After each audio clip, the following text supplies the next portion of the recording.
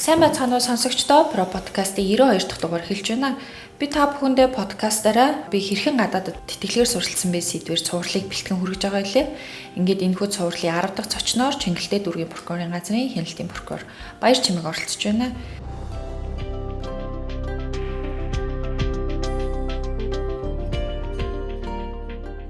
Танд энэ өдрийн мэндийг хүргэе. Про подкастын урилгыг хүлээн авч хүрэлцэн ирсэн танд баярлалаа.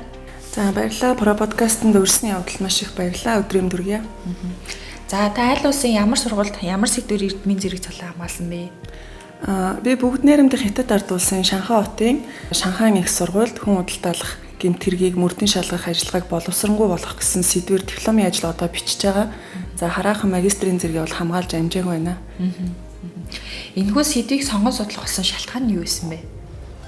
Сэдвийн хувьд бол яхаа миний удирдагч багш нэгдүгээрт надад зөвлөсөн. Хоёрдугаар гэх юм бол Монгол улсын иргэд тийм ээ охид бүсгүйчүүд ялангуяа зүүн өмнөд Азийн орнуудад хүн удирдах гэмт хэргийн хохирогч болохын тохиолдол сүүлийн жилүүдэд маш их нэмэгдэж байгаа. Тэгээ энэ төрлийн гэмт хэргийг ер нь Монгол улсад хэрхэн яаж мөрдөн шалгах ажиллагаа явуулдیں۔ За зүүн өмнөд Азийн орнууд болон энэ бүгд найрамдах Хятад ард улсад энэ төрлийн гэмт хэргийг ер нь шалгахдаа яг ямар ийм сайн практик нэвтрүүлсэн байдгийг гэдгийг судлаад мөн за өөрийнхөө улс оронд боломжийнхоо ирээр нэвтрүүлэхийг зорьсон учраас энэ сэдвийг сонгосон. Ер нь анх бүгд найрамдах Хятад ард улсын Шанхай хотыг зорьж суралцахад нөлөөсөн гол хүчин зүйлс нь юу байсан бэ? Би 2017 онд бол анх Сүхбаатар дүүргийн прокурор туслах ажилтан байсан л та. Тэгээд тухайн үед бол нөгөө хуульчийн мэргэжлийн гэрчлэгээ олгох шалгалтанд тэнцээд хуульчийн гэрчлэгийг авцсан байсан. Тэгээ яг тэр үедээ давхцаад бүгд найрамдах Хятад ард улсын элчин сайдын яамны пэйж хуудас болон боловсролын яамны пэйж хуудсан дээр Хятадын засгийн газрын тэтгэлгээр ингээ оюутан суралцуулна гэсэн ийм зар тавигдсныг хараад эхлээ явтааш материалаа өгөөд үзье гэж бодсон. Яг ингээ тэнц чинь явъя гэж бол яг эхлээд бол шийдээгүй байсан. Тэгээд хэсэг хугацааны дараа Хятадын засгийн газраас хариу ирсэн. Тэгээ хариу ирээд энэ Хятадын элчингээс тухайн үед надтай хамт шалгалтанд орсон бүх хүүхдүүд байж исэн л та. Тэгээ зарим нь бол тэнцээгүй гэсэн ийм хариу аваад гарч ирж исэн. Надад бол анх ороход би Хятад хэл мэдэхгүй зүгээр л нэг юм жижигхэн цаас өгсөн. Тэгээд тэрийг ерөөсөө юу гэж ойлгохгүй гарч ирээд Хятад хэлтэй хүүхдээс би тэнцсэн байна уу, тэнцээгүй байна уу гэж асуусан чинь чи тэнцсэн байна, тэнцэхтэй Шанхай хотын Шанхай их сургууль тэнцсэн байна гэж ингээ хэлсэн. Тэгээ би нөгөө хизээш надад олдно гэж бодоогүй тэр боломж надад олдсон учраас зөв хуульчийн гэрчлэгээ авцсан удахгүй томилогдох боломжтой байсан хэсгээс үл шалтгаалаа зүгээр суръя л гэж бодсон. Энэхүү тэтгэлэгт хөтөлбөрт хамрагдахын тулд тухайн үед ямар шалгууруудыг өгч исэн бэ те? Мэдээж тэтгэлэгт хөтөлбөрийн шалгуур нь мэдээж өндөр байсан бах. Энэ шалгуур тэнцхийн тулд хэр удаан бэлдэж тэнцэж исэн бэ? Тэр талаараа эргээд дурсвал. Нэг их тийм удаан хугацаанд бэлдэж бас тэрэнд ингээд зорж бэлдсэн зүйл бол ер нь надад байгаагүй. Ерөнхийдөө засгийн газрын тэтгэлэгт тэнцхийн тулд тавигдах шаардлага гэсэн зүйл байсан. Тэр юмнууд нь болохоор бакалаврын одоо голч оноо 3-аас дээш ч юм уу те. За англи хэлний болон хятад хэлний тодорхой мэдлэгтэй байх энэ гэсэн тиймэрхүү шаардлага тавигдчихсэн. Зөв миний хувьд надад хамгийн давуу тал болсон зүйл юу юм гэхээр би өөрөө олон улсын эрх зүйгээр сурах гэж материалаа бүрдүүлж ярилцлаганд орсон. За тэр үед бол миний бакалаврын голч оноо бол 3.8 буюу бас бусдаас арай өндөр байсан. Анх ярилцлаганд ороод очиход Хятадын элчин сайдын яамны газраас төлөөлөл болж ирсэн хүн чи хятадаар үг мэдхүүг надаас асуусан. Ингээ хятад бол бас аюултай ороо. Тэг ингээ чамд ямар нэгэн байдлаар аюул тулгуурвал чи одоо миний амийг авраач гэж хэлж чадахгүй ээжиж яаж манай улсаас сурыг гэж бодож байгаа юм бэ гэж надад хэлжсэн байхгүй юм. Тэг яг би тухайн үед ингээд хэл усын би сайн сурнаа надад ингээ ихтгэл хүлээлгээч гэд ингээ өөрийгөө бас боломжийн ирээрээ илэрхийлсэний хүчинд бас тэтгэлэг олцсон болов уу гэж боддог. Тэгэхээр ерөнхийдөө тухайд шалгаруулалтанд нөгөө тавьсан шаардлаганд нь тэнцгээс гадна өөрийнхөө те хүний илэрхийлэх нь бас хамгийн чухал байсан баг тийм. Одоогоор магистрийн дипломын ажлаа бичиж байгаа тийм. Тэгэхээр мэдээж ямар нэг судалгааны ажил хийхэд нэгээс доошгүй улс орнуудын эрх зүйн тогтолцоогч юм уу тийм харьцуулаад авч үзэж байгаа бах тийм. Таны судалгаа хийж явах явцад ер нь бүгд найрамдах Хятад ард улсын эрх зүйн тогтолцоо болоод Монгол улсын эрх зүйн тогтолцооны хоорондын ялгаа тийм давуу талууд нь юу байсан бэ? Энэ талаар бас мэдээлэл хүргвэл. Хятад улс бол ер нь ялын бодлого маш чангатай. За манай улс бол заазаар авах ялыг бол хаалсан. Гэтэл бүгд найрамд Хятад ард улсын бүх одоо хот мужуудад тийм ээ цаазаар авах ял халаагүй байгаа. За үүнтэй холбоотойгоор яг миний нөгөө бичиж байгаа сэдвийн хүрээнд хүн худалдаалах гэмт хэрэг нь өөрөө бас маш өндөр ялын санкцтай байдаг гэмт хэрэг юм байл л дээ. Тэгээд Яг нөгөө манай монголчуудын хувьд бол нөгөө зүүн өмнөд Азийн орнууд буюу Сингапур, Индонез, тийм Малайз зэрэг улсууд руу маш ихээр ингэж өндөр цалинтай ажил хийх зорилгоор очиод ингээ гэмтэргийн хохирож болдог тохиолдол их байдаг учраас одоо хятадын эрх зүйн тогтолцоог судлахаас гадна тухайн орнуудын эрх зүйн тогтолцоог судлах тийм шаардлага маш их гарсан.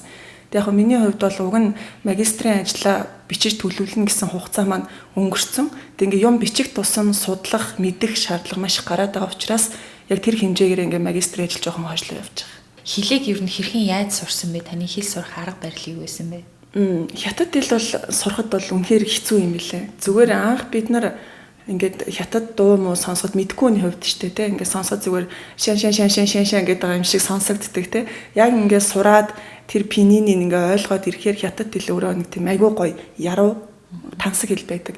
Гэхдээ миний хувьд бол ингээд 27-8 настай очиж сурж исэн учраас одоо юу гэдэг хөгшрөөд гэж хэлэх юм чаашийн те. Гэхдээ ерөнхийдөө хятад хэл сурахад бол надад маш их бэрхшээлтэй байсан. Шалтгаан гэх юм бол би хятад хэлийг англи хэл дээр сурч ирсэн байхгүй юу? Хятад хэлийг нэг бол англи хэл дээр, үгүй бол хятад хэл дээр нь сурч ирсэн. Тэгээ миний яг хятад багшаасаа хятад хэлийг сурж авсан одоо гол тэр арга хэрэгсэл нь юу байсан гэхээр нөгөө багшийн биеийн хилэмж интерес нь айгүйх ойлгодог. Тэгээ би өөрөө нөгөө англи хэлний төдийлөн өндөр түвшинтэй биш, зарим нөгөө ингээ хэл шинжилгээний ухааны тэр академик хэллэг юмнуудыг мэдэхгүй учраас ойлгохгүй тохиолдол зөндөл байсан л та. Өвлийн амралтаараа Монголд ирчээд Монголын нэг оюун ухааны академийн насанд хүрэгчдэд зориулсан үг цээжлэгтэй урт хугацааны одоо тэр ой санамжийг хэрхэн яаж сэргийхийн энтэр гэсэн тийм сургалтанд сууж исэн. Тэгээд тэр Хатанбаатар багшийн заасан арга барилаар мөн урт хугацааны тэр ой санамжийг сэргээдэг тийм тодорхой аянууд бас байдаг юм лээ. Тэгээд тэр аянуудыг ханзаа цээжлэгтэй ингээд давхар тэр хөгжмөө сонсоод ингээд цээжлээ явж исэн нь надад хятад хэлийг сурахад маш их төхөн болсон.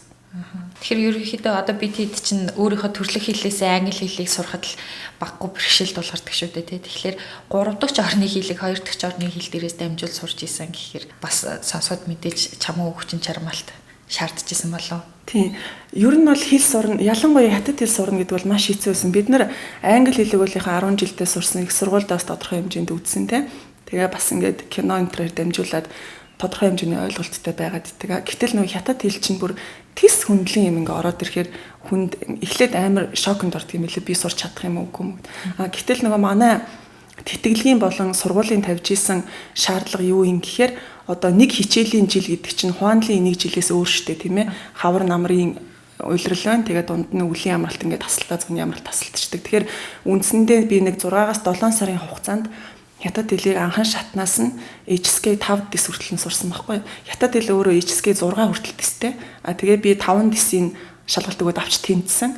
Яагаад би 5 дэсийг авахулсан гэхээр олон улсын эрх зүгээр сурах гэж байгаа хүн заавал HSK 5 дэсийг авсан байх хэрэгтэй. Тэгжээ цаашаа нөгөө магистрийнхаа үндсэн хичээлийн програмд элсэх боломжтой. Тэгээ хэдийгээр би тэтгэлэг авсан ч гэсэндээ тэр шаардлагад нь хүрч чадахгүй бол миний ерөөсөө Монгол руу буцах өнөө маргааш шинэ асуудал болсон байсан байхгүй. Тэгэхээр нөгөө өөрийгөө маш сайн дайчилж сурахаас аргахгүйсэн. Таны суралцж исэн сургуулийн онцлог давуу талууд юу байсан бэ те? Тухайн үед мэдээж тэр орчинд сурж байхад хятад хүмүүстэй мэдээж байнгын өдөр тутмын нийгмийн харилцаанд орж исэн баг. Хятад хүмүүсийн ер нь одоо ингээм монгол хүмүүстэй харьцуулахад харилцааны онцлог ч юм уу те нийгмээс шалтгаалаад бас өөр байдаг баг. Энэ талаараас сонсогчдод сонирхолбол манай сургуулийн хувьд бол Шанхай хотын их сургууль гэдэг одоо Шанхай Даошгүй гэж сургууль байхгүй юу? Яг нь тухайн хотынхоо нэрээр нэрлэгдсэн их сургууль. Ерөнхийдөө хичээлийн бол 3 кампустай.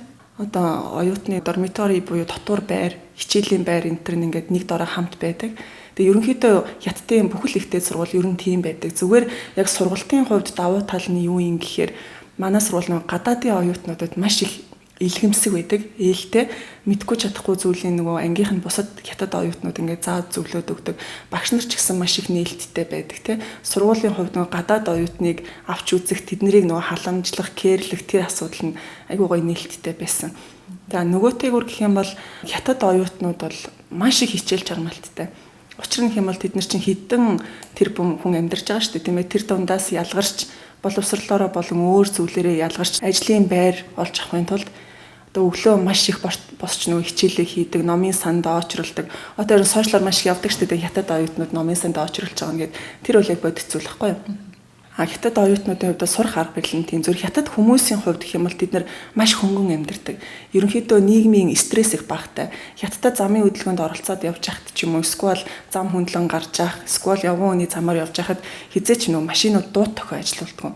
Хятадын одоо зам дээр ялангуяа Шанхайн зам дээр бол сигнал орилуулсан тийм машин байдгүй. Тэрийгээ дагаад нөгөө нийгмийн стресс нь маш бага, хүмүүсийн нөгөө аливаа асуудлыг тусгаж авах тэр өнцөг нь маш хөнгөн байдаг санагдсан. Тэгээ хятад хүмүүс бол цайны цагаараа заавал одоо боломжийнхоо хэрээр 20-30 минут ч юм уу бүр боломжтой ингээд цаг бүр унтдаг. Өдрийн цайны унтлага гэдэг асуудал бол хятадд бүр заавал байдаг. Тэгээ тэр хэрээрээ цайны цагаас дараах ажлын бүтээмж маш их нэмэгддэг гэж хятад хүмүүс ярьдаг. Манай подкастын өмнөх дугааруудад оролцож исэн оролцогч нар маань прокурорууд маань ер нь бол тухайн улстай сурж авах хугацаанд дипломын ажлаа хийгээд судалгаагаа хийгээд төгсөөд дүүргээд ирсэн мэт таны хувьд болохоор алсын зайнаас те сурж байгаа сургуулиасаа их орондоо байж авах хугацаанд судалгааны ажлаа дуусгахыг зорж байгаа те. Тэгэхээр ер нь их орондоо байгаа судалгааны ажлаа бичих ямар хуу байна вэ те харьцуулаад авч үзвэл одоо нөгөө өмнөх дугаарууд оролцсон прокурорууд маань бол ер нь тухайн улс суралцж байгаа хугацаанд бичихэд их сурвалж материалууд, гарын авлагууд айгүй их байдгаа тий. Монголдо байхдаа бичихэд одоо энэ мэтчлэн зүйлсүүд хэр нөлөөлж байна вэ? Яг хөө зайнаас супервайзертайгаа холбогдох мэдээлэл цуглуулахад ер нь маш их хүндрэлтэй байгаа. Гэхдээ нөгөө манай одоо удирдагч багшийн хувьд бол намайг маш сайн ойлгож байгаа. Шаардлагатай дата мэдээллийг бол өөрт байгаагийнхаа хэрээр надад цуглуулж өгж байгаа учраас бас нэг хүндрэлтэй зүйл гайг байгаа. Харин Монголд байгаагийн хувьд надад давуу тал нь юу вэ гэхээр одоо энэ төрлийн гэмтэргийн хохирох болсон той холбоотой тийм ээ. Манай дотоодод хийгдсэн судалгаа материалыг авч үзэх нь надад илүү бараг давуу талтай байна. Тийм. Хятад сурж байгаа оюутны хувьд бол тухайн судалгааг тэг холбогдох байгууллагуудаас нь гаргуулах ч юм уу тэг авах боломж болцоо хэрийдэг болоо та энийг судалж үзчихсэн үү? Яг оюутны хувьд бол ер нь хэцүү. Зүгээр нөгөө удирдагч багшаараа дамжуулаад тийм ээ бас аливаа зүйл чинь заавал аль биесний л байх ёстой шүү дээ тийм ээ. Тэгэхээр нөгөө сургуулийнхаа удирдлагаар дамжуулаад албан бичиг хүргүүлдэг ч юм уу те. Эсвэл манай багшийн маань хам сурж исэн найз нь тэр төрлийн судалгаа хийсэн эрдэмтэн хүн байгаа бол тэр хүнээс одоо судалгааных нь материалыг гуйж авдаг ч юм уу те. Ер нь тиймэрхүү байдлаар л судалгаагаа бичиж байгаа. Ер нь игээд гадаад улсад очоод суралцаад иргэд Монголд ирээд ажиллаад амьдраад явхад ер нь таны хувь хүний үүдч те ямар өөрчлөлт гарсан бэ те? Гадагшаа явж суралцахаас өмнө байсан баяр чимэг одоогийн баяр чимэг хоёрын хооронд хэр ялгаа байна вэ? Яг түрүүн хэлсэнчлэн нөгөө хүн орчиндөө уусдаг гэдэг шиг хятадууд маш хөнгөн асуудалд ханддаг те аливаа зүйлийг маш хөнгөнөр хүлээж авдаг гэдэг шиг миний хувьд бол хамгийн том өөрчлөгдсөн юм бол ерөөсөө тэр нэг далаа өгшин хэлсэн үг гэдэг чинь тийм ээ засчулах алдаа юм бол уурлахын хэрэг юм уурлаад засч болохгүй бол уурлаад ч яах юм те гэдэг шиг ерөнхийдөө зүгээр хүн хоорондын ойлголцлын асуудал манай энэ ажлын яг гол тулгуур байдаг учраас аль болох бухимдахгүй тийм ээ ажиллаа чанартай хийхийг л хүсдэг тийм одоо сэтгэл зүйн хувьд өөрчлөгдсөн гэх юм уу тийм л. Таныг бүгд найрамдах хятад ард улсад суралцж байгаа хугацаанд тий анзаарсан ч юм уу таны харсан өнцгөөс одоо Монголын боловсролын тогтолцооч гэдэг юм уу эсвэл багш оюутнуудын суралцах арга барил ч гэдэг юм уу тий энэ дээр Монголдо авчираад ингүүл бас нэг зүгээр юм байна да гэд харж исэн зүйлүүд байгаа юу?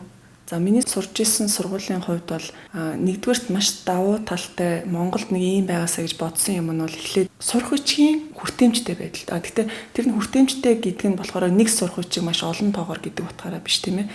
Яг одоо тухайн сэдвэр судалгааны ажил хийхэд ч юм уу сонирхон судлахад шаардлагатай барууны эсвэл дорны тийм ингээд ийм сургалтын материал юмнууд маш их байдаг. Одоо яг го би Монголд ингээ урд нь магистраас сурч лээсэн л та тийм ээ. Тэгээ Шанхай дахиад сурж байгаа л гэсэн үг. Тэр өмнө нь сурж байхад ер нь сургуулийнхаа номын санал ороод шаардлагатай материал юм хайхаар ерөөсөө шинэлэг юм олддгүү тийм. Дандаа ингээ өмнөх үеийн 90-ад оны 2000 оны ихэнх үеийн судалгаанууд тийм барууны гадаадын тиймэрхүү судалгаанд их байдаг гэсэн. За маань сургуулийн хувьд бол сүүлийн үеийн судалгаа болоод тэгээ сүүлийн үеийн эрдэмтдийн шинээр одоо нээсэн нээлт эсвэл шинээр одоо эрдмийн зэрэг горилсон тэр ажлууд юмнуудыг нь аль бие усны сайт дээр байршуулцдаг тэрийг үзэхэд харахад айгүй амар гэдэг байсан тий өөрийгөө боловсруулахад за нөгөөтэйгүр гэх юм бол оюутан өөрийгөө маш их нөгөө дайчилж сурах шаардлагатай байдаг Яагаад тэгэхээр багшаас сонссон лекцээ үргэлжлүүлж өөрөө дэлгэрүүлж үзэж хараад тэрийгээ дараа нь багштайгаа ярьж ярилцдаг тийм ээ. Тэрийг нь багш их үнэлдэг. Тэр нь өөрөө сургалтын үнэлгээнд нь маш их нөлөөлдөг. Зүгээр шалгалт өгөхөөс илүүтэйгээр тийм. Тэр нь эргээд оюутныг өөрийг нь хөгжүүлэхэд илүү төхөмтэй болов гэж боддог. Миний сурж явах үед ер нь нэгтэй сургуулийн боловсролын тогтолцоо ямар байсан гэхээр ерөнхийдөө удирдлын шалгалт болохоор нэг хідэн пледний асуултаа өгөө тэрийн сайхан уншаал орчход бол ерөнхийдөө окей байдаг байсан бол хятадын тэр шалгалтын арга барил оюутныг үнэлэх тэр үнэлэмж энэ төр шал өөр байдаг. Ялангуяа гадаад оюутныг бол одоо маш сайн ойлгодог тийм ээ. Эх орноосоо гэрээсээ хол байгаа. Тэгээ нэгдүгээр тийм асуудалтай, хоёрдугаар гэх юм бол хэлний бэрхшээлтэй байгаа гэдгийг нь маш сайн ойлгож хятад хэлээр бичээд аваад ирсэн юмнуудыг ойлгохгүйсэн ч гэсэндээ ойлгож тэрнтэй харьцуулж ярилцахыг багш нар хичээдэг надад их таалагддаг байсан. Тэгэхээр тухайн үед тэтгэлэг хөтөлбөрт хамрагдаад тэтгэлгээр суралцж исэн хэдий боловч амьдарч байх хугацаанд ажил хөдөлмөр эрхэлж явгүй те гадаад оюутны хувьд ажил хөдөлмөр эрхлэх боломж бүгд найрамдах хятад ард улсын хувьд ямар хөө идэх юм болоо тэр талаар бас сонирхолбол. Шанхайд бол Европын улсаас ирсэн оюутнууд ажил эрхлэх боломж бол их олон байдаг. Яагаад тэгэхээр хятадууд өөрсдөө юу гэдэг Европ хүмүүст их дуртай. Тэгээ боломжийн айлын хүмүүс нь нөгөө Европын оюутнуудаар хүүхдүүдтэй англи хэл гэрээр залгах ч юм уу тийм ажил их байдаг. Эсвэл үйлчлэгээний газрууд нөгөө Европ хүнийг ажилуулах нь үйлчлүүлэгчдийг маш их татдаг учраас Европ хүмүүст бол маш их боломжтой байдаг юм шиг надад санагдсан. За Азиудын хувьд ялангуяа монголчуудын хувьд бол одоо маш төгс хятад хэлний мэдлэгтэй биш л бол тийм ээ. Тэнд ажил хийнэ гэдэг бол ер нь маш хэцүү. Би бол ажил хийж үзээгүй. Ажил хайсан гэхдээ надад олдоогүй. Тийм. Монголч гэлтгүй ер нь Лаос, Япон, Солонгос энэ төр оюутнуудад бас ажлын олдсон маш бага байдаг гэж сонссон. За ийхүү ер нь гадаад улсад суралцаад эргээд Монголд ирээд одоо ингээ ажиллаад амьдарч явах явцад таны одоо гадаад улсад суралцж явах хугацаанд цуглуулсан хамгийн том туршлага юу байсан бэ те? Та би одоо хүн ингээд нэг эргээ боддөө штэ те. Би одоо тийшээ явж сураагүй лээсэн бол энийг сурахгүй байсан байна гэд боддог зүйл байдгүй. Байдаг. Би өөрийгөө одоо өнгөрсөн хугацаанд тийм ээ Шанхайд сурахаас өмнөх хугацаанд цаг хугацааг бол үнэхээр үр бүтээлгүй өнгөрөөж исэн байна гэдгээ бол нэгдүгээрт маш сайн ойлгосон. Яагаад гэвэл би оюутан байх хугацаанд надад хэрвээ би хөөцөлдсөн бол магадгүй гадагшаа явах боломжтой байх байсан байж магадгүй. Хэрвээ би ингээд зөвхөн хуулийн боловсрол эзэмшнэ гэхээсээ илүүтэйгээр бусад цагаараа хэлний боловсролоо дээшлүүлэх гэж хичээж исэн бол тийм хятад хэлтэй маш сайн англи хэлтэй байх надад боломж байсан юм байна гэдгийг бол Шанхайд очиод бол маш их мэдсэн. Яагаад тэгэхээр Шанхай 1-2 дугаар ангийн хүүхдүүд англиар бүр маш төгс ярьдаг. Айгуу сайн ярьдаг. Тэрийг нь би бүр заримдаа ойлгохгүй ч юм тохиолдол байна. Тэгээ миний зүгээр Шанхайгаас хамгийн том өөртөлж ирсэн зүйл юу юм гэхээр би насан туршдаа суралцъя л гэдэг бодолтой ирсэн. Тийм. Одоо тэр л гол туршлага гэх юм уу? Тэрнээс биш яг одоо за ийм туршлагатай ирсэндээ гэж яг хэлэх зүйл бол надад одоо байхгүй л юм. Таны хувьд өөрийнхөө өдөр тутамдаа мөрдөж явдаг зарчимч гэдэг юм уу те? Өөртөө ингээ өдөр тутамдаа хэлж ирч хүч авдаг үг байдаг шүү дээ те. Тэр үг таны хувьд ямар үг байдаг вэ? Би өглөө болгон босоод гэрээсээ гарахдаа өөртөө яг нэг үгийг бүр тогтмол хэлдэг. Тэр юу гэхээр өнөөдөр чи чаднаа л гэж хэлдэг. Тэ. Тэгэхээр энэ л миний хамгийн дуртай үг. Би цаашдаа өөрийнхөө зорьсон зорилгодоо хүрч чадна гэдэг л бол миний хамгийн хэлэх дуртай үг. Одоо ингээд Type 2-ийн подкастыг сонсож байгаа гадагшаа явж сурах юмсан гэдээ яг бодож байгаа боловч тухайлан ямар нэгэн үйлдэл хийж чадахгүй байгаа хүмүүс байгаа гэж магадгүй те. Тэдгээр хүмүүст та зориулаад бас нэг түлхэж цолохоор ч юм уу үг хэлвэл гадагшаа явж сурыг гэж бодож байгаа дээр нь боломж нь байгаа бол Монголд чамд өнөөдөр ямар боломж олдож байгаагаас үл шалтгаалаад заавал яваа сураарай. Сураа заавал амжилтанд хүрэх хэсэг нь сонирн биш тийм ээ. Гол нь гадаад улсад очиод орчноо нэг солиод өөрийнхөө тэр нөгөө комфорт зоноос гараад нэг үзээрэй гэж хэлмээр юм тийм. За ингээд өнөөдрийн маань подкастэнд хүрэлцэн ирж оролцсон танд баярлалаа. За баярлалаа. Сонсогчдоо Про подкастын 92 дахь дугаар та бүхэн түрлээ. Та бүхэн подкасттай холбоотой санал хүсэлтээ улсын ерөнхий прокурорын газрын олон нийтэд харилцах албанд ирүүлээрэй. Баяртай.